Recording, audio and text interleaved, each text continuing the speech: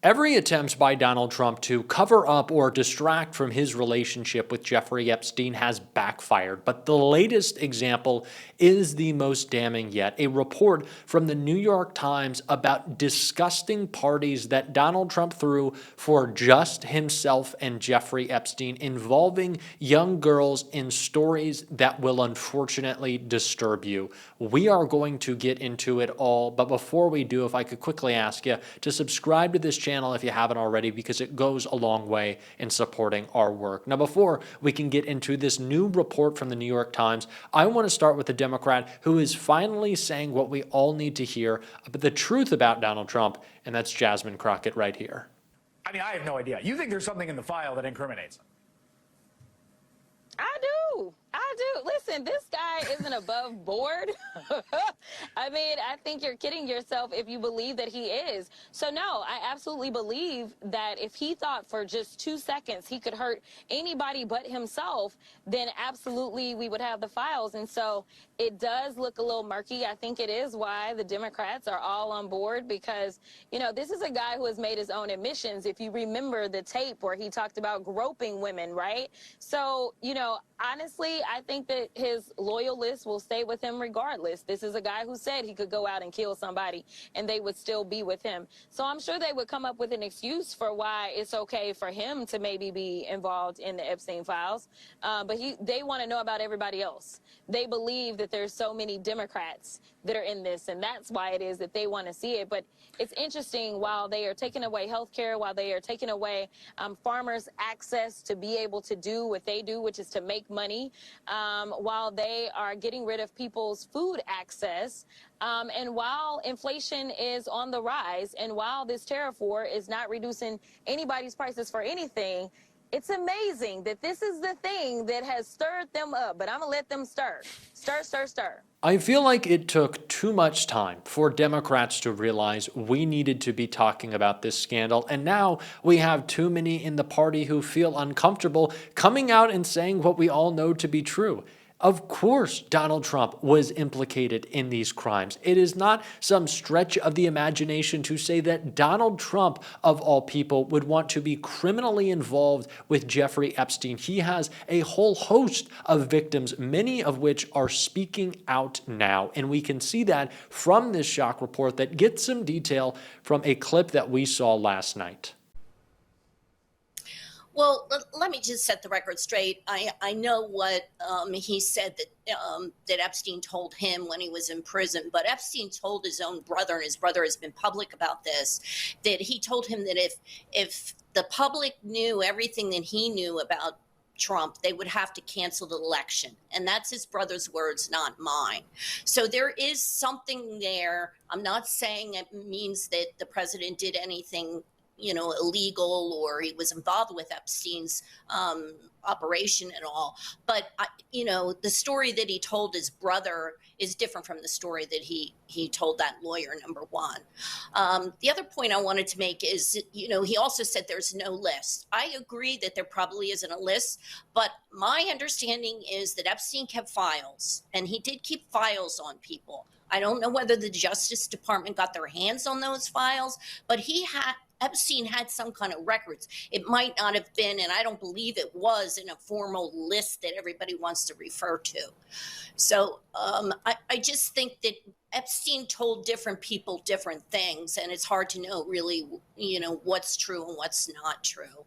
Jeffrey Epstein's own brother, his own brother, said that there would be an election to cancel. We'd have to cancel the election if the truth about Trump and Epstein's relationship came out. Now, that is a particularly important detail, given that some of the reporting in the story we are about to take a look at from the New York Times is based in 2019 and happened in 2019 when Donald Trump was president and when he wanted to get rid of any evidence surrounding Jeffrey Epstein, including the man himself. Now, I'm not making a claim there, but I think we can all draw our own conclusions, especially in light of this report and now the posting meltdown we're seeing from Trump after. In 1992, an NBC News camera captured the pair at a Mar-a-Lago party that featured cheerleaders from the Buffalo Bills who were in town that weekend for a game against the Miami Dolphins. At one point in the footage, Mr. Trump can be seen dancing amid a crowd of young women.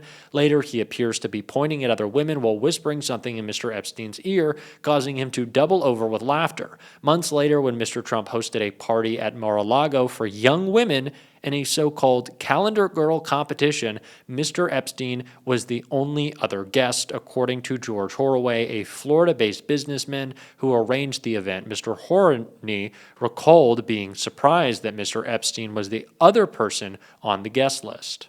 I said, "Donald, this is supposed to be a party with VIPs," Mr. Horoway told the New York Times in 2019. "You're telling me it's you and Epstein?" Mr. Horoway's then-girlfriend and business partner, Jill Harth, later accused Trump of misconduct on the night of the party. In a lawsuit, Ms. Harth said that Trump took her into a bedroom and forcibly kissed and fondled her and restrained her from leaving. She also said that a 22-year-old contestant told her that Mr. Trump later that night crawled into her bed uninvited.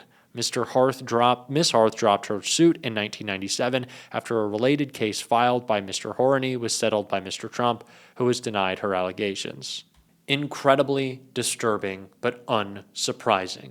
This is what we have come to know with more details coming out of this scandal, that Donald Trump and Jeffrey Epstein were more than just friends, more than just best friends, but accomplices in each other's crimes. That Donald Trump was going out of his way to throw parties filled with young women for just him and Jeffrey Epstein.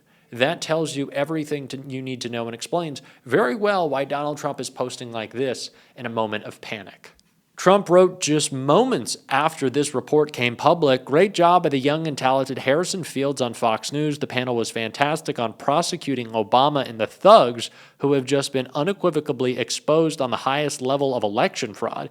Congratulations to Tulsi Gabbard. Keep it coming." Trump also posted, "We had in President Obama and his leadership team people who did not want to accept the will of the American people in electing Donald Trump in 2016. Donald Trump is trying to accuse Barack Obama of election fraud and trying to prevent him from becoming president, although Donald Trump committed election fraud and tried to stop Joe Biden from being president, and Barack Obama didn't. And we're bringing this up. Why? Well, because Donald Trump needs some red meat to throw to his base while the scandal erupts and becomes worse than he could have ever imagined. And it is only going to get more damaging for Donald Trump if more testimony comes out, which is what Dan Goldman's calling for right here. Donald Trump campaigned on finding convicted criminals who are unlawfully here in this country and deporting them. The worst of the worst, he said. Instead, he and his unidentified masked secret ICE agents are snatching and arresting immigrants from court proceedings, nonviolent, non-criminal immigrants pursuing legal pathways to immigrate to this country, and then illegally detaining them in horrific conditions, and even possibly deporting them despite the fact that they are here legally. You would think the committee with jurisdiction over the Department of Homeland Security would want to conduct oversight over the department's refusal to allow members of Congress to observe the conditions of DHS detention facilities. In fact, there is a specific statute that authorizes both Republicans and Democrats to conduct oversight over facilities that house or detain immigrants. But no, the department refuses. So we're here in the Homeland Security Committee, and I'm sure the Republican majority does not like it when this administration undermines its own authority, its own statutory authority, to conduct oversight. But no, instead of all of that, we are here talking yet again about Joe Biden. Newsflash, Joe Biden is not the president. He hasn't been the president for 7 months. So if we are going to conduct oversight here, why are we doing it about the Biden administration when this administration is literally detaining lawful permanent residents and even some U.S. citizens? And it gets worse. It's not just those masked ICE agents. There are many FBI agents who are being called away from their duties to investigate terrorism, violent gangs, child trafficking, and other crimes in order to help ICE arrest and detain immigrants with legal asylum claims, nonviolent. That makes our homeland less safe, not more safe. So we should hear from FBI Director Kash Patel about how many of his criminal investigators are being taken away from their criminal investigatory jobs, keeping Americans safe in order to help round up non-criminal immigrants trying to immigrate the right way. Some of these detainees are being held in Bureau of Prisons detention centers that are unfit for convicted criminals to stay in. We should hear from Pam Bondi about how much of the department's resources are being used to detain these nonviolent, non-criminal immigration detainees. And while they're here, we can ask them about a very pressing question. What's going on with the Epstein files? Donald Trump promised to release them. Pam Bondi said she had the files on her desk and that she was going to release them in the name of transparency. Kash Patel has spent years railing against the FBI to release the files. Many of my Republican colleagues were banging on the table to release the Epstein files. But now, all of a sudden, after a months-long review, Bondi and Patel say nothing to see here, no evidence that any American would want to see about accomplices, co-conspirators, or other people involved. Yesterday, the Republicans voted against releasing the files. So what's changed? Well, we all know Donald Trump has had a relationship with Jeffrey Epstein. He flew on his plane, he hung out at parties, spoke highly of him. And now there are many people saying that Donald Trump is included in the Epstein files. In fact, there are reporters who say that there are videos of him with topless women. Elon Musk even confirmed that Trump is blocking the release of these files because he's in them. Pam Bondi says there's nothing there, but Donald Trump even acknowledges that there is evidence there. It's just not credible. It's made up. This is a Truth Social post from 9:43 this morning. It is an admission that Donald Trump is in the Epstein files. Of course, Pam Bondi should have to testify, even for those MAGA Republicans who are skeptical or want to block the Epstein files. Shouldn't they want to know what she did and did not know, what she did and did not have? Aren't they all about transparency?